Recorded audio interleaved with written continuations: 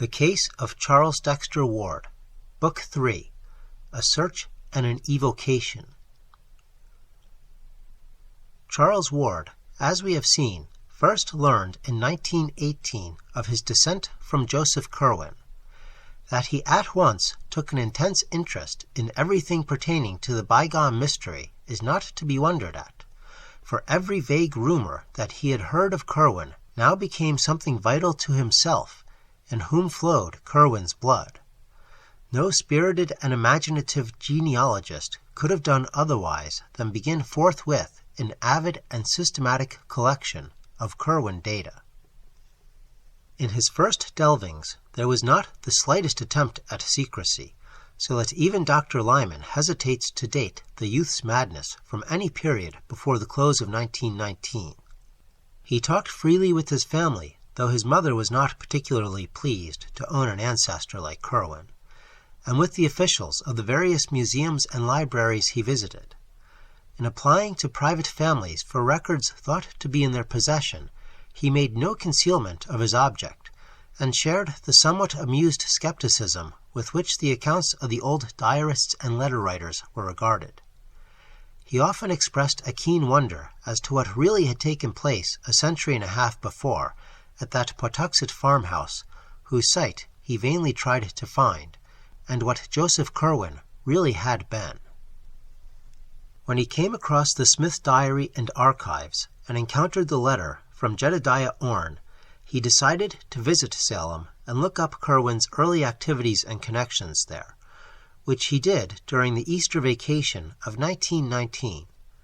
At the Essex Institute, which was well known to him from former sojourns in the glamorous old town of crumbling Puritan gables and clustered gambrel roofs, he was very kindly received, and unearthed there a considerable amount of Curwen data.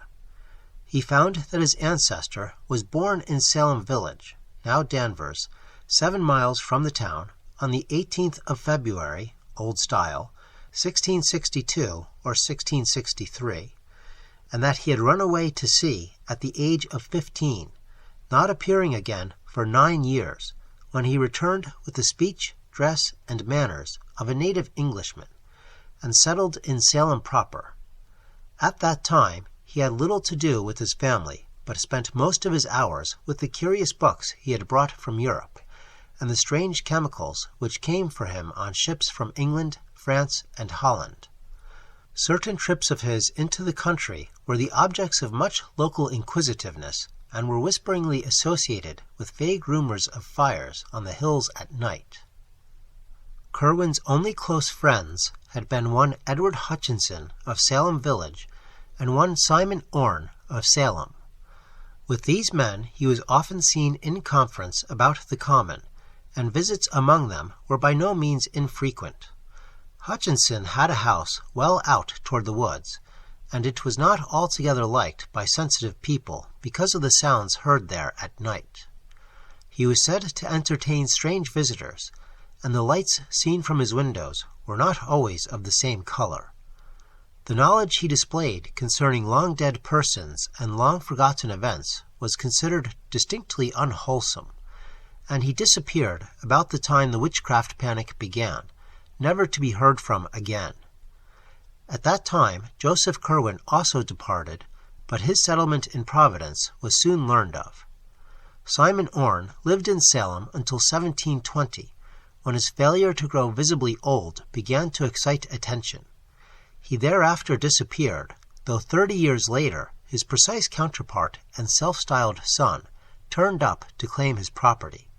The claim was allowed on the strength of documents in Simon Orne's known hand, and Jedediah Orne continued to dwell in Salem until 1771, when certain letters from Providence citizens to the Reverend Thomas Bernard and others brought about his quiet removal to parts unknown. Certain documents by and about all of these strange characters were available at the Essex Institute, the courthouse, and the Registry of Deeds, and included both harmless commonplaces such as land titles and bills of sale, and furtive fragments of a more provocative nature.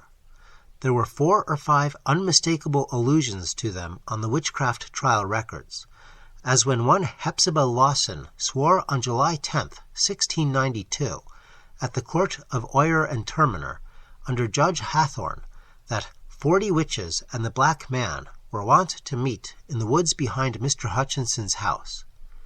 And one Amity Howe declared at a session of August 8th before Judge Gedney that Mr. G.B., Reverend George Burroughs, on that night put ye devil his mark upon Bridget S., Jonathan A., Simon O., Deliverance W., Joseph C., Susan P., Mehitable C., and Deborah B.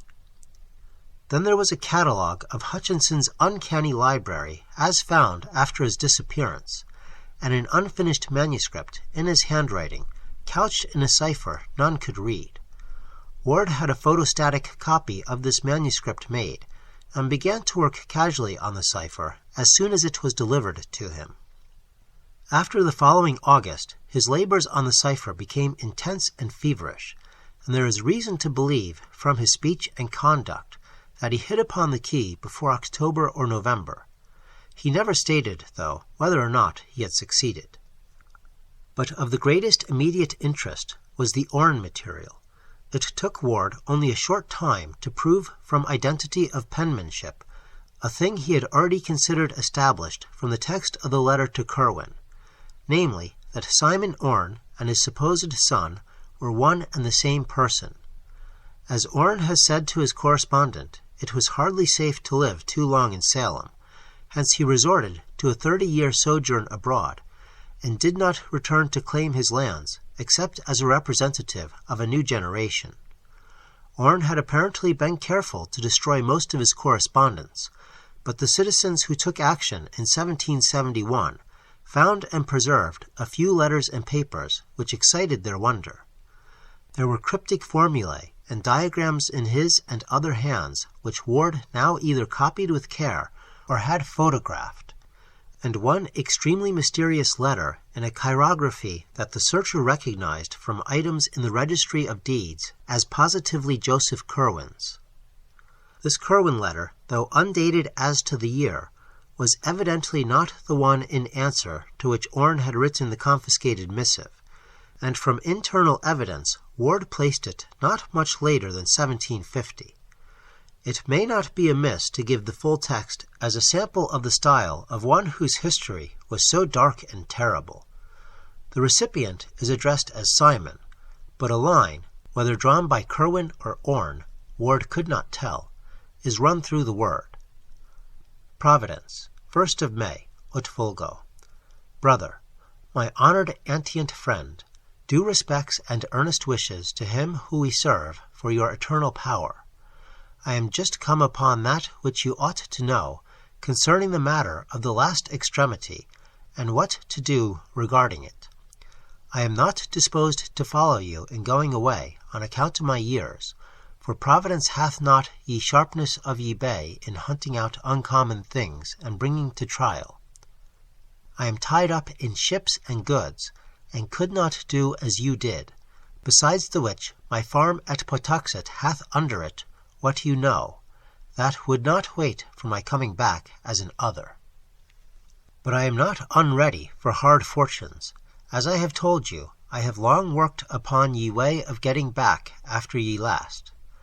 I last night struck upon ye words that bring up yog-sothoth, and saw for ye first time that face spoke of by Ibn Chekabau, and it said that ye 3rd Psalm in ye Liber Damnatus holds ye clavicle, with sun in 5th house, Saturn in trine, draw ye pentagram of fire, and say ye 9th verse thrice.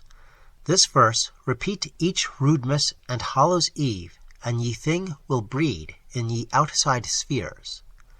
And of ye seed of old shall once be born, who shall look back, though knowing not what he seeks. Yet will this avail nothing if there be no air, and if the salts or the way to make the salts be not ready for his hand. And here I will own, I have not taken needed steps, nor found much.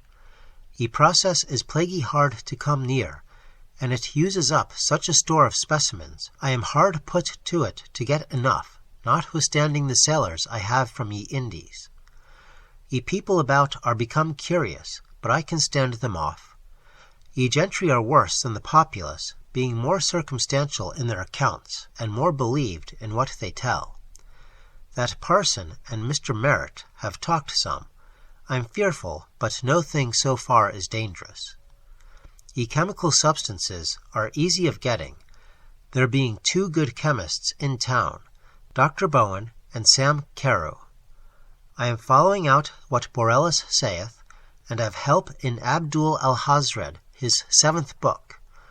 Whatever I get, you shall have, and in ye meanwhile do not neglect to make use of ye words I have here given. I have them right, but if you desire to see him, employ the writings that I am putting in this packet. Say ye verses every Roodemas and Hallows Eve, and if your line run out not, one shall be, in years to come, that shall look back, and use what salts or stuff for salts you shall leave him.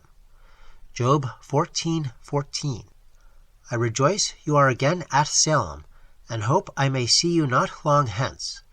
I have a good stallion, and am thinking of getting a coach, there being one, Mr. Merritt's, in Providence already, though ye roads are bad. If you are disposed to travel, do not pass me by. From Boston take ye post road through Dedham, Wrentham, and Attleboro, good taverns being at all these towns. Stop at Mr. Bolcom's in Wrentham, where ye beds are finer than Mr. Hatch's, but eat at ye other house, for their cook is better. Turn into Providence by Pawtucket Falls, and ye rode past Mr. Saley's Tavern. My house, opposite Mr. Epinetus Olney's Tavern, off ye Town Street, first on ye north side of Olney's Court. Distance from Boston Stone, about 44 miles. Sir, I am your old and true friend and servant in Almusine Metatron. Josephus C. To Mr. Simon Orne, Williams Lane in Salem. This letter, oddly enough, was what first gave Ward the exact location of Curwen's Providence home, for none of the records encountered up to that time had been at all specific. The discovery was doubly striking because it indicated as the newer Curwen house built in 1761 on the site of the old, a dilapidated building still standing in Olney Court and well known to Ward in his antiquarian ramblings over Stamper's Hill. The place was indeed only a few squares from his own home on the great hill's higher ground, and was now the abode of a Negro family much esteemed for occasional washing, house-cleaning, and furnace-tending services. To find in distant Salem such sudden proof of the significance of this familiar rookery in his own family history was a highly impressive thing to Ward, and he resolved to explore the place immediately upon his return. The more mystical phases of the letter, which he took to be some extravagant kind of symbolism, frankly baffled him, though he noted with a thrill of curiosity that the biblical passage referred to, Job 14:14, was the familiar verse, "If a man die, shall he live again? All the days of my appointed time will I wait, till my change come." Young Ward came home in a state of pleasant excitement, and spent the following Saturday in a long and exhaustive study of the house in Olney Court. The place, now crumbling with age, had never been a mansion, but was a modest 2.5-story wooden townhouse of the familiar Providence colonial type, with plain peaked roof, large central chimney, an artistically carved doorway, with rayed fanlight, triangular pediment, and trim Doric pilasters. It had suffered but little alteration externally, and Ward felt he was gazing on something very close to the sinister matters of his quest. The present Negro inhabitants were known to him, and he was very courteously shown about the interior by old Asa and his stout wife Hannah. Here there was more change than the outside indicated, and Ward saw with regret that fully half of the fine scroll and urn overmantels and shell-carved cupboard linings were gone, whilst much of the fine wainscoting and belection moulding was marked, hacked, and gouged, or covered up altogether with cheap wallpaper. In general, the survey did not yield as much as Ward had somehow expected, but it was at least exciting to stand within the ancestral walls which had housed such a man of horror as Joseph Curwen. He saw with a thrill that a monogram had been very carefully effaced from the ancient brass knocker. From then until the close of school, Ward spent his time on the photostatic copy of the Hutchinson cipher and the accumulation of local Curwen data. The former still proved unyielding, but of the latter he obtained so much and so many clues to similar data elsewhere that he was ready by July to make a trip to New London and New York to consult old letters whose presence in those places was indicated. This trip was very fruitful, for it brought him the Fenner letters with their terrible description of the Pawtuxet farmhouse raid, and the Nightingale Talbot letters in which he learned of the portrait painted on a panel in the Curwen Library. This matter of the portrait interested him particularly, since he would have given much to know just what Joseph Curwen looked like, and he decided to make a second search of the house in Olney Court to see if there might not be some trace of the ancient features beneath peeling coats of later paint or layers of moldy wallpaper. Early in August, that search took place, and Ward went carefully over the walls of every room sizable enough to have been any possibility the library of the evil builder. He paid especial attention to the large panels of such overmantels as still remained, and was keenly excited after about an hour, when on a broad area above the fireplace in a spacious ground-floor room, he became certain that the surface brought out by the peeling of several coats of paint was sensibly darker than any ordinary interior paint or the wood beneath it was likely to have been. A few more careful tests with a thin knife, and he knew that he had come upon an oil portrait of great extent. With truly scholarly restraint, the youth did not risk the damage which an immediate attempt to uncover the hidden picture with a knife might have done, but just retired from the scene of his discovery to enlist expert help. In 3 days he returned with an artist of long experience, Mr. Walter C. Dwight, whose studio is near the foot of College Hill, and that accomplished restorer of paintings set to work at once with proper methods and chemical substances. Old Asa and his wife were duly excited over their strange visitors, and were properly reimbursed for this invasion of their domestic hearth. As day by day the work of restoration progressed, Charles Ward looked on with growing interest at the lines and shades gradually unveiled after their long oblivion. Dwight had begun at the bottom, hence since the picture was a 3/4 length one, the face did not come out for some time. It was meanwhile seen that the subject was a spare, well-shaped man with dark blue coat, embroidered waistcoat, black satin small clothes, and white silk stockings, seated in a carved chair against the background of a window with wharves and ships beyond. When the head came out, it was observed to bear a neat Albemarle wig, and to possess a thin, calm, undistinguished face, which seemed somehow familiar to both Ward and the artist. Only at the very last, though, did the restorer and his client begin to gasp with astonishment at the details of that lean, pallid visage, and to recognize with a touch of awe the dramatic trick which heredity had played, for it took the final bath of oil and the final stroke of the delicate scraper to bring out fully the expression which centuries had hidden, and to confront the bewildered Charles Dexter Ward, dweller in the past, with his own living features in the countenance of his horrible great-great-great-grandfather.